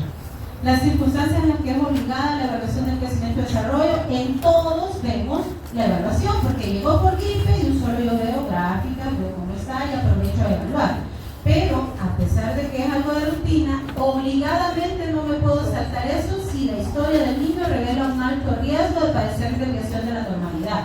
Y cuando mi historia sí, fíjese que es prematuro, puede ser que eso le dé alguna alteración, entonces debo evaluarlo para ver cómo está. O dice que tuvo asfixia cuando nació o otra situación. El hallazgo durante el examen físico de alguna anomalía congénita, lo evalúo y veo que tiene microcefalia, lo evalúo y veo que tiene rasgos de síndrome de Down, lo evalúo y veo que tiene algún retraso, entonces es obligatorio. Cuando hay varias enfermedades como un índice de recuperación, ¿verdad? Alguien que estuvo con diarrea, perdió peso, veamos cómo lo ha recuperado para ver si vamos saliendo de esta situación de riesgo. Entonces, los esquemas de vigilancia deben contar con instrumentos de motivación y participación de la familia. Las familias tienen este librito que es sumamente importante, que es la Cartilla de Salud Infantil. Hay que enseñarles a usarlas, porque ahí está toda la información necesaria para su niño y eso les permite que ellos se interesen y le vayan dando comprensión y importancia al seguimiento de cómo está su niño. Entonces, veámosla rápidamente, que es lo que, cómo está esta tarjeta. Bueno, tiene datos de interés, ¿verdad?, donde están los datos de identificación. Ahí me da rápidamente datos sobre el embarazo, los prenatales, ¿verdad? Me da datos sobre el parto, por una situación que ha sucedido, y los datos en el periodo neonatal. Por favor, llenen adecuadamente, porque es igual que no la llenen. Por ejemplo, esta que es un caso de vida real, y ahí faltan un montón de datos. Luego me va dando problemas de salud que se hayan identificado, por ejemplo, alergias, intolerancias a alimentos, enfermedades crónicas, medicamentos, las pruebas de tamizaje que se realizaron. Hoy por hoy tratamos de identificar tempranamente, entonces hay lugares donde ya se cuenta pues con el tamizaje cardíaco para todos, ¿verdad?, previo al alta. Algunos establecimientos se les está haciendo el tamizaje auditivo, a todos se procura que tengan su tamizaje metabólico, ¿verdad?, y en algunos casos el tamizaje de carga. Luego vienen los periodos para los controles, donde se va registrando, incluso hay pautas de cuidado, qué cuidado se debe tener de las diferentes etapas del niño, ¿verdad? Entonces ahí está un recordatorio básico para la familia. Están las recomendaciones sobre cuidados para el desarrollo infantil, que se lo vamos a ver en la clase de mañana, y ahí están, ¿verdad? Y la vacunación, que la gente cree que esta es la parte importante de eso. Anda la tarjeta de la cartilla, no, pero tiene todas las vacunas. Es lo que va a seguir, no, pero tiene todas las vacunas. Que la cartilla no es exclusiva solo por la vacunación. Consejos de salud, qué hacemos con el niño en las diferentes etapas para bañarlo, para cuidar el ombligo, etc. ¿Verdad? Vienen los de salud bucal, ¿verdad? Y vienen las gráficas en donde vienen las que son para niño, ¿verdad? Y ahí uno les puede ir mostrando, mira, si vas un niño, aquí se mueve, y la gente se interesa, está bien el peso. Y ahora les enseño que va creciendo así, va, felicidades. ¿Cómo interpretamos esas Bueno, lo vamos a hacer valorando el crecimiento, ¿verdad? Primero definámonos el proceso en el cual el organismo aumenta de número y volumen de sus células, permitiéndole construir tejidos y órganos, y es un indicador de bienestar global y de estrés por enfermedad crónica, interpersonal y psicológica. Porque un niño que se encuentra en un ambiente, por ejemplo, tóxico, de violencia intrafamiliar, puede ver afectado su crecimiento y obviamente su desarrollo, ¿verdad? Entonces, las gráficas de crecimiento van a ser el instrumento principal para la valoración. Se utilizan en combinación con las medidas precisas de talla, peso y perímetro craneal y se comparan con las mediciones estándares de crecimiento. El propósito de ellas es determinar si un niño está creciendo como le corresponde, es decir, normalmente, si tiene algún problema de crecimiento y si presenta una tendencia que lo puede llevar al riesgo. Ay, que de repente está dentro de lo normal, pero llegan los controles y está dentro de lo normal, pero va para abajo el peso. Si seguimos así, va a llegar a la nutrición. ¿Y qué está pasando? Identifiquémoslo antes de que esté desnutrido. O por el contrario, no, que cada vez va más para arriba, pero cuando sintamos obeso, ¿verdad? Entonces, intervengamos en la medida en la que vamos siguiendo y vemos. Entonces, ¿cómo sabemos que esto sirve? Bueno, partimos de los patrones de crecimiento de la OMS. ¿Y qué es eso? Bueno, la OMS tomó una muestra de niños provenientes de diferentes lugares: Brasil, Ghana, India, Noruega, Oman y USA. ¿Por qué? Porque trató de ver, son poblaciones étnicas diferentes, y entonces establecamos un patrón que sirva para todos, porque de repente teníamos gráficas, ¡uy, qué desnutrido! Pues si lo comparamos contra el gringo, ¿verdad? Pues no pega, ¿verdad? Entonces hicieron un estudio, ¿verdad?, donde dieron niños de diferentes lugares con características diferentes y encontraron que todos los niños pueden alcanzar un potencial de crecimiento similar si alcanzan lo mínimo necesario para su crecimiento y desarrollo. Entonces, ¿cuáles son esas prácticas y recomendaciones? Lactancia materna, recibir el mínimo de cuidados pediátricos, inmunización, cuidado durante la enfermedad y no fumar. Entonces, si respetamos estas situaciones, podemos lograr que los niños crezcan como les corresponde. Entonces, por tanto, logramos tener tablas que son prescriptivas para el crecimiento normal y no son simples referencias descriptivas y pueden ser aplicadas en todo el mundo. No es que hagamos las tablas salvadoreñas, estas ya están destinadas a aplicarse para nuestra población también. Entonces, necesitan medición, registro e interpretación de manera adecuada. A mí nada me sirve tener el punto si no los identificar, si no los sé interpretar. Y también es importante tomar acciones adecuadas. Va para abajo, esperemos que se desnutra para poder hacer algo, porque ahorita está normal. Entonces, no, tenemos que tomar la decisión acertada. Todo niño que asiste a la consulta debe tener una evaluación y hacerle un abordaje integral. ¿Llegó por diarrea? Sí, veamos, llegó por gripe, vamos por eso. No solo los que llevan por control infantil. Entonces, ¿cuál de todas las medidas antropométricas es la que tiene como mayor peso para la evaluación? La OMS ha establecido que para el seguimiento el peso va a ser el indicador más útil, ¿verdad?, durante los primeros años de vida, particularmente durante los primeros meses. Recordemos que es sumamente rápido, vamos a ver cómo va aumentando. Entonces, ¿qué es lo que se va a variar agudamente? El peso. Para la talla yo necesito algo crónico, ya vimos, definición crónica. Si yo tengo alteración del peso, es algo agudo. Se me alteró porque de repente le dio diarrea, estuvo ingresado, bajo de peso. Mejoramos las condiciones, subió de peso.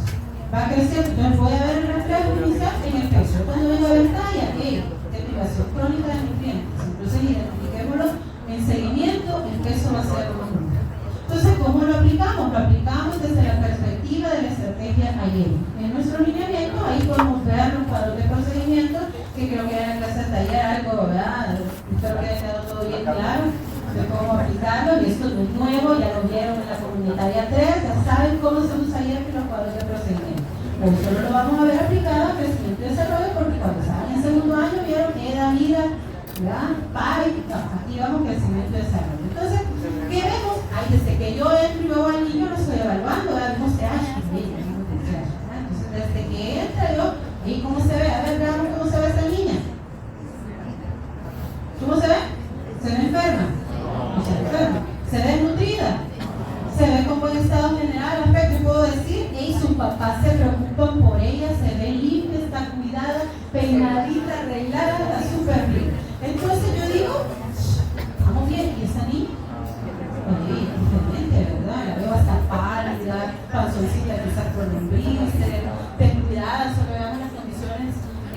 socioeconómicas, ambientales en las que se encuentra, ¿verdad? Evidentemente su peso no es el adecuado, se ve enfermo. Entonces, desde ahí yo estoy evaluando. Entonces, ¿qué hay que observar?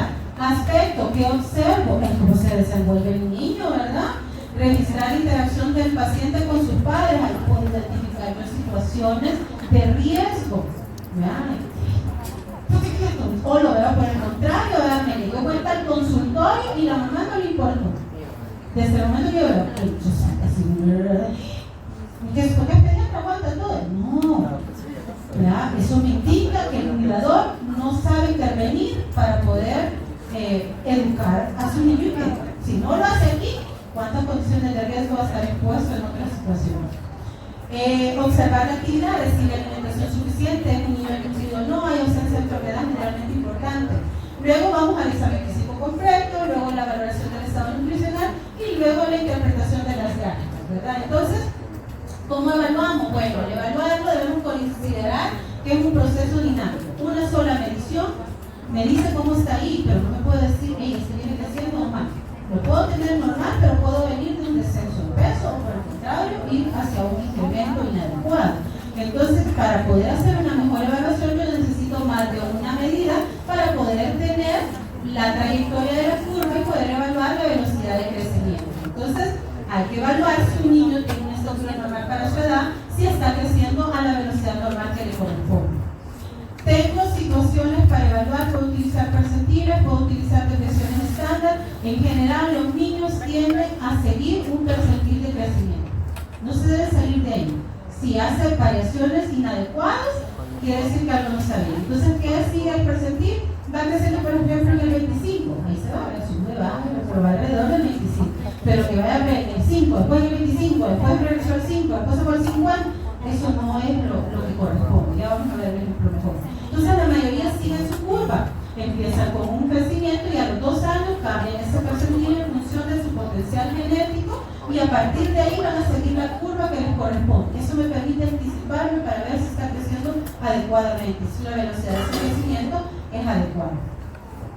Entonces, la velocidad de crecimiento define el incremento entre determinado periodo de tiempo y las diferentes variaciones, ya sean por sexo, por edad, por nutrientes, por todo lo que puede intervenir, ¿verdad? ¿Y cómo suelen crecer? Bueno, tenemos 3 periodos. El periodo rápido de crecimiento inicial que comprende los 4 primeros años de vida, que se caracteriza por una progresión rápida. Solo imagínense, en el primer año va a tener una velocidad de crecimiento de 25 centímetros, crece en el primer año, cuando más rápido crece. En el segundo, 12 centímetros, en el tercero 10 centímetros y en el cuarto año 8 centímetros. Eso me sirve porque yo puedo tener un niño que va ahí como que el percentil sí, pero va creciendo como le corresponde. Entonces, puede ser que solo sea una variante del crecimiento, o sea una talla baja familiar, etc. ¿verdad? Un periodo de crecimiento más lento y sostenido, en donde entramos a los 4 años, ¿verdad? Hasta el inicio puberal. Aquí tenemos velocidades de crecimiento que van desde 4.5 a 7 centímetros por año y por lo general lo hacen por escalones, ¿verdad? Por períodos. Y un periodo rápido durante el desarrollo puberal nuevamente, ¿verdad? Donde empieza nuevamente un periodo rápido de crecimiento hasta 12 centímetros en el varón y 9 centímetros en la niña. Entonces, ¿cómo interpretamos las tendencias? Pueden indicar que un niño está creciendo bien, que puede mostrar que el niño tiene un problema de crecimiento o puede mostrar que el niño tiene un riesgo. Eso ya lo vemos en su grupo. Entonces, las siguientes situaciones pueden indicar un problema o sugerir un riesgo. Primero, la línea de crecimiento atraviesa una línea de puntuación. Segundo, hay un pronunciado incremento o descenso de la línea de crecimiento, o por el contrario, se mantiene estancada. O sea, no hay ganancia ni de peso, ni de longitud, ni de talla. Entonces, ¿qué es lo que ocurre? Eso es lo normal. El niño tiende a tener variabilidad alrededor de su percentil o su línea de desviación estándar de crecimiento. Pero, vemos aquí cada vez se aleja más de su línea de crecimiento y se está acercando a la inferior. Entonces, eso ya no es normal. Estaríamos en que está empezando a atravesar otra línea de puntuación.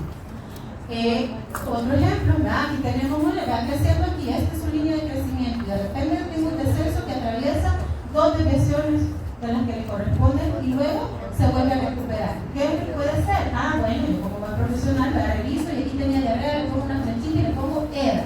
Y entonces ya sé yo que aquí tuvo diarrea, pero se ido recuperando y ya está volviendo a su percentil o a su desviación estándar de crecimiento.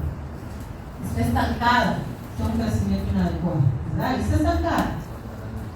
Entonces, ¿cómo las interpretamos? Bueno, los indicadores que tengo para la interpretación son peso para la talla, longitud talla para la edad, peso de la longitud talla, perímetro craneal para la edad y el índice de masa corporal. Entonces, estos se pueden interpretar según la gráfica.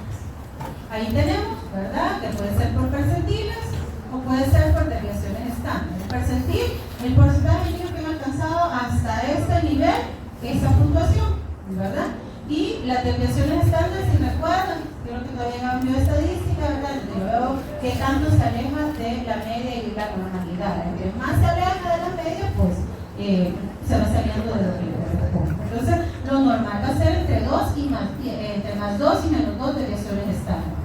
Entonces, esa es como que estuviéramos viendo la campana de Gauss, pero como acostada, ¿verdad? Eso me representa aquí la gráfica, es como que voy a dibujar aquí, ¿verdad? Y aquí está el centro y todo lo que se va alejando son las desviaciones estándar que se van alejando de la media.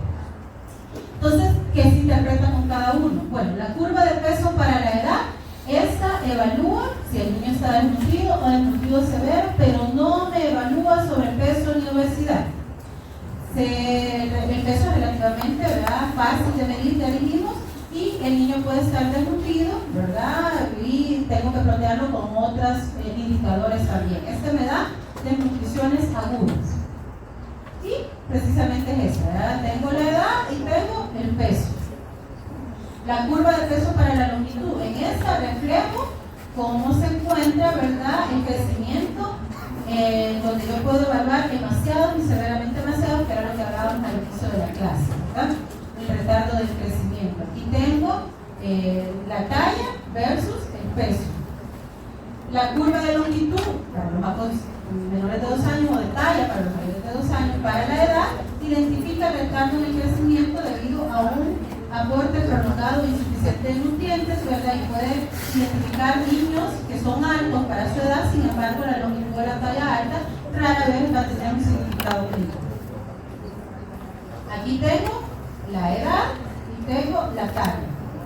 La curva del índice de masa corporal lo puedo hacer a todas las edades, pero donde tiene mayor relevancia es en los musculares en adelante, donde tengo un periodo más lento y donde vemos más incrementado el sobrepeso y la obesidad. Entonces es útil cuando se examina sobrepeso u obesidad principalmente, y aquí me sirve, ¿verdad?, para considerar cómo se encuentra en relación con sus padres. Pero si uno de los padres tiene sobrepeso, aumenta el riesgo del niño de padecer sobrepeso. Si uno de sus padres es obeso, tiene el 40% de probabilidad de tener sobrepeso. Si ambos padres son obesos, tiene el 70% de probabilidad de ser un niño obeso. Entonces es importante saber, ¿verdad?, que el sobrepeso y la obesidad pueden darse al mismo tiempo que la baja talla. Y ahí tenemos índice de masa corporal versus la edad. Recordemos cómo se saca peso entre la altura al cuadrado, ¿verdad? Y puede ser un indicador de crecimiento útil, y hay que considerar que hay ciertas situaciones donde no es útil. Si yo tengo edema, pues no puedo considerarlo, ¿verdad? Y ahí está resumido lo que ya vimos que nos da cada uno de los indicadores, ¿verdad? Ahí está cuál es el cupo para cada uno y qué es lo que me refleja cada uno de los indicadores con su respectivo. Estas son las del ministerio, apenas. Hoy por hoy, todo es meterlo al CIS y andar la gráfica, y puede quedar horas serio, pero hay que aprenderlo. Aunque yo tenga la tablet para escribir, siempre tengo que aprender a escribir a mano, ¿verdad? Entonces es algo así. La gráfica, voy a tener gráficas en el ministerio de 2 a 24 meses para niñas o niños, gráficas de 24 meses a 5 años para niños o niños, y gráficas de 5 años a 19 años. Y no puedo ocupar la de los niños para las niñas y viceversa, porque cada uno tiene sus particularidades de crecimiento. Es sumamente completa y te registro nombre, fecha de nacimiento, peso de nacer y talla, que me van a servir para ir viendo cómo va ganando peso y si va creciendo como corresponde según población. Arriba se registra la lactancia materna y ahí pongo E si es exclusiva, P si es predominante, C si es complementaria y SL si es sin lactancia. Esta, como es de peso para la edad, me refleja entre más 2 menos 2 normales de nutrición y el desnutrido severo. Está arriba de eso, no puedo decir sobrepeso y obesidad porque no me sirve para eso esta gráfica. Tengo que irme a otro indicador para ver si de verdad tiene sobrepeso o obesidad. Aquí voy registrando las edades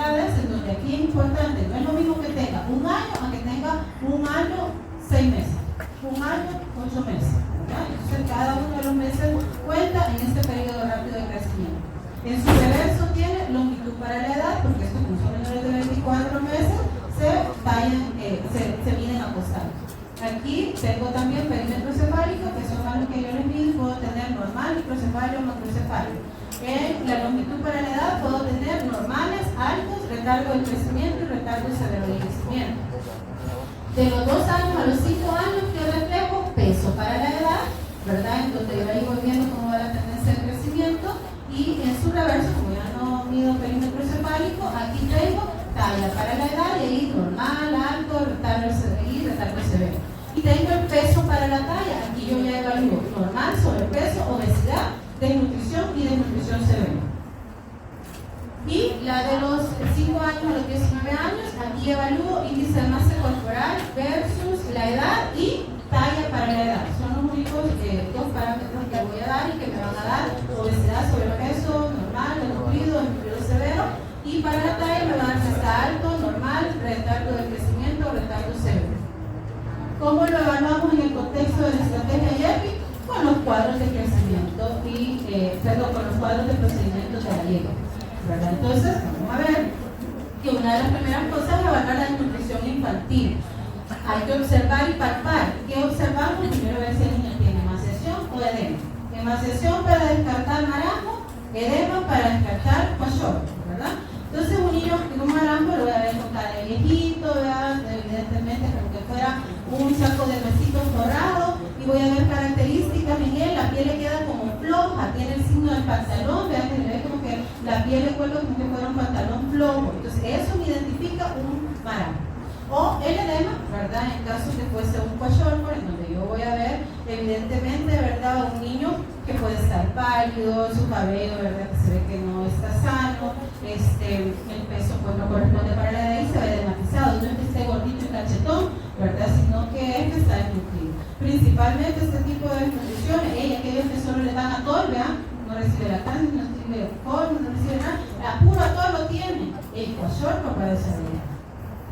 Entonces ahí tengo, ambos son desnutriciones severas y me reflejan rápidamente una situación de riesgo que debe ser urgentemente referido al hospital, ¿verdad? Eso corresponde al ROC. Como esto es su clase de taller, ustedes van a profundizar más en los cuadros de procedimiento cuando los vean, ¿verdad? Entonces ahí ustedes van a ir explicando qué evaluamos, qué clasificamos y qué tratamos. Vamos con la siguiente niña. Se ve, quizás está bien, pero veamos cómo están sus medidas. Entonces, ¿qué vamos a evaluar en esta niña que nos llegó? Bueno, la vamos a medir y resulta que cuando la medimos se encuentra entre menos 2 y menos 3 de presión estándar. O puede ser que esté menos 3 de presión estándar. Si se encuentra entre menos 2 y menos 3, desnutrición, ¿verdad? Aquí la desnutrición se va. Entonces, este es amarillo y ahí me da las pautas de lo que debo de hacer, ¿verdad? El grupo empresarial 3, interconsulta con el nutricionista en el eco especializado, ¿verdad?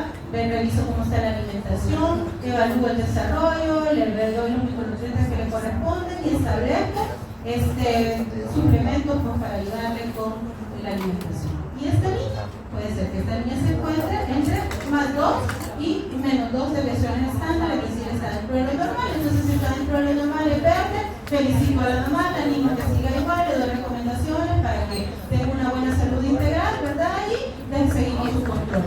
¿Y qué si pasa si me llega Michelle? Bueno, la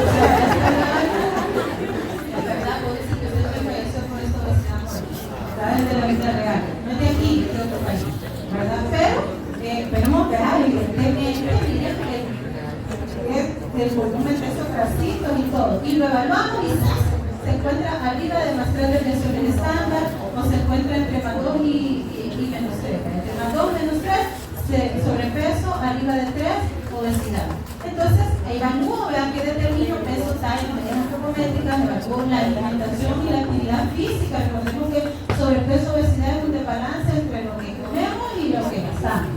¿Vale? ¿Qué gastamos? Actividad física. ¿Qué comemos? Por ejemplo. Luego, vamos a hacer preguntas. ¿Cuántas veces al día come? ¿Qué come? ¿Cuál es la cantidad? ¿Verdad? ¿Cuál es la refrigerio? ¿Cuáles son las actividades que realiza? ¿Cuáles son sus pasatiempos? Ah, no, si le encanta, mira en la tablet, mira cómo canta. ¿Cuántas veces? 10 veces al día. Es que mire, yo trabajo y no tengo manera de mantenerme entretenido. O sea, estamos mal, ¿verdad? Entonces, obesidad, rojo. Sobrepeso, amarillo, normal, verde, ¿verdad? Y ahí vamos viendo las condiciones para cada uno de ellos. Talla para la edad, ¿verdad? Si se encuentra menos 3 de presión estándar, retardo severo, entre menos 2, menos 3, retardo de crecimiento, y entre más 2, menos 2, normales. Entonces, retardo severo, retardo del crecimiento son amarillos y ahí hay que ir viendo qué se hace, ¿verdad? Prevención de enfermedades, suplementación de micronutrientes, incorporar alimentos fuertes en proteínas, indicar complementos nutricionales, las visitas domiciliares, estar constantemente haciendo evaluaciones de seguimiento. Y normal, recomendaciones de la alimentación según eso. Hay que evaluar la tendencia del crecimiento. ¿Cómo evalúo tendencia del crecimiento? La línea que puntea entre la velocidad de crecimiento, ¿está plano o va para abajo? Solo esa dos me contempla y si tiene plano para abajo, inadecuada tendencia del crecimiento y me da las pautas que debemos seguir. Tendencia adecuada es que está aumentando, pero como clínico, ya sabemos, hay que interpretar. Si yo sé que me estoy atravesando la línea de puntuación, entonces tampoco que sea tan adecuada y hay que hacer algo.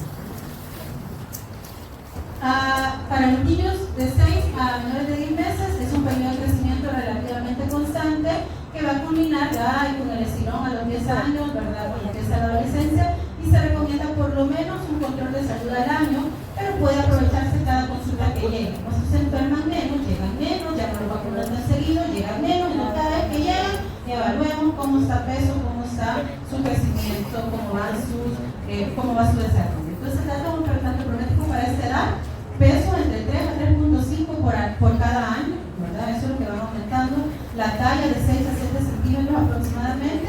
El perímetro cefálico ya solo aumenta de 2 a 3 centímetros en todo el periodo, ¿verdad? Entonces, por eso, donde más rápido el crecimiento que ya habíamos visto, relación peso para la talla a través de las gráficas, ¿verdad? Con el índice de masa corporal, y el crecimiento es discontinuo, ya lo habíamos dicho, por estirones. Entonces, ¿qué pasó?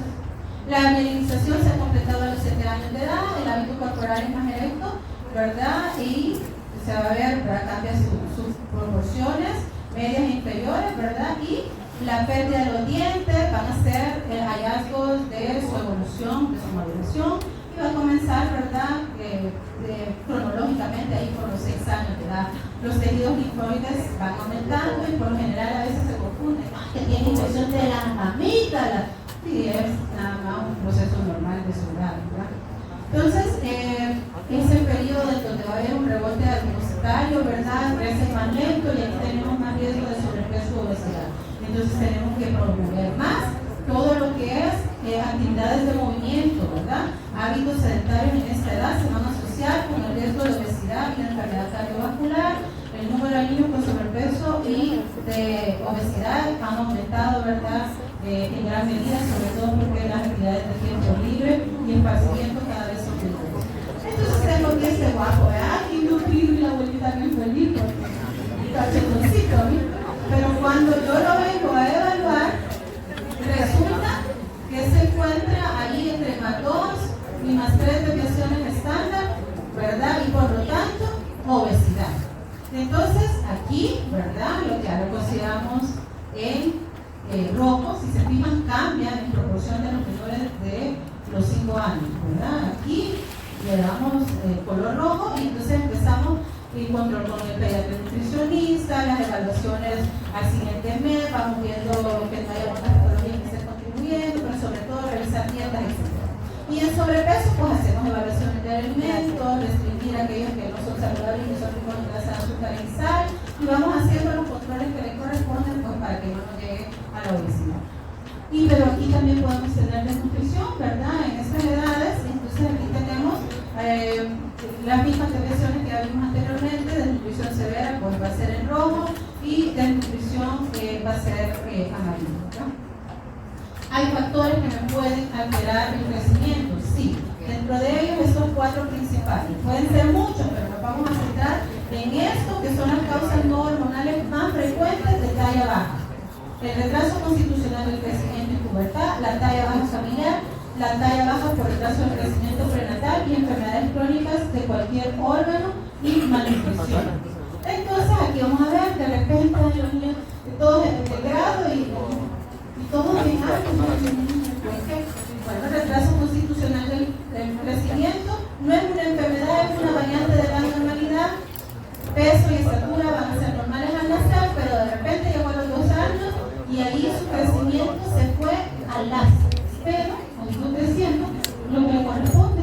Por lo demás, es completamente saludable, ¿verdad? Y va creciendo según lo esperado. Y al llegar a la pubertad, va a pegar el estirón y va a crecer tardíamente en comparación a sus compañeros, pero va a alcanzar el potencial tal cual como todos los demás. Solo es una variante. Talla baja familiar, yo no puedo pretender que mida 2 metros si los dos papás, el más alto, 1,50, ¿verdad? Entonces, tengo que ir acorde, ¿verdad?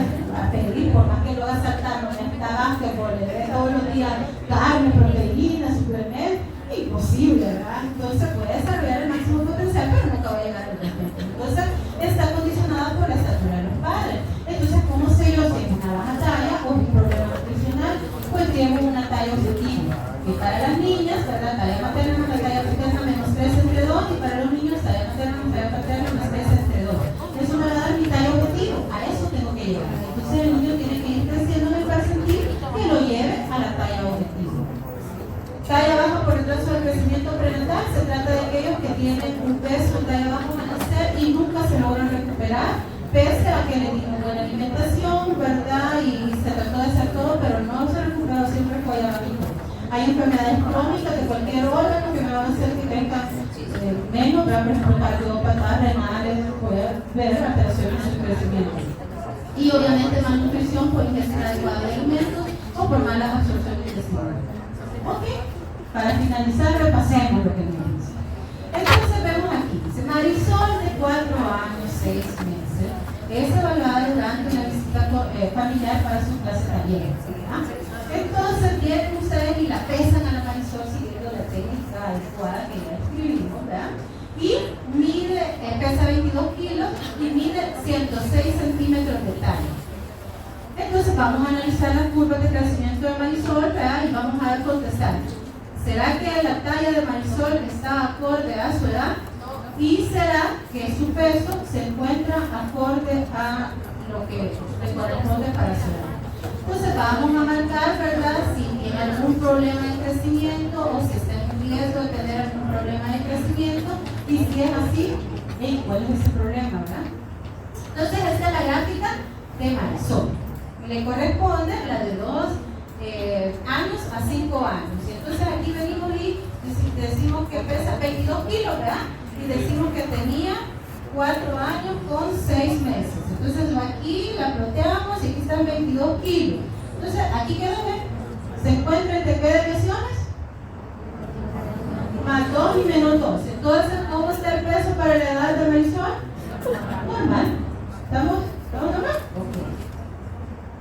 Entonces vengo, ¿verdad? Y la talla, ¿verdad? La medí, entonces vengo yo y busco, ¿verdad? 4 años, 6 meses y registro la talla de Marisol y la veo aquí, ¿verdad? Aquí está 105 y 106 y se encuentra, ¿dónde se encuentra?